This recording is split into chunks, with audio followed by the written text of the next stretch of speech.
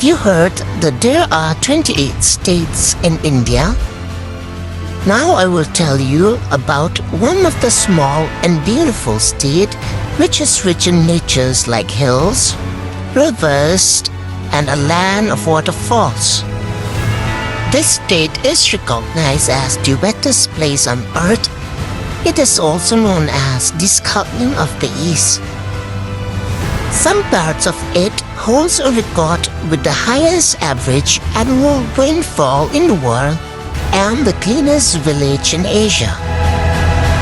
This is Meghalaya.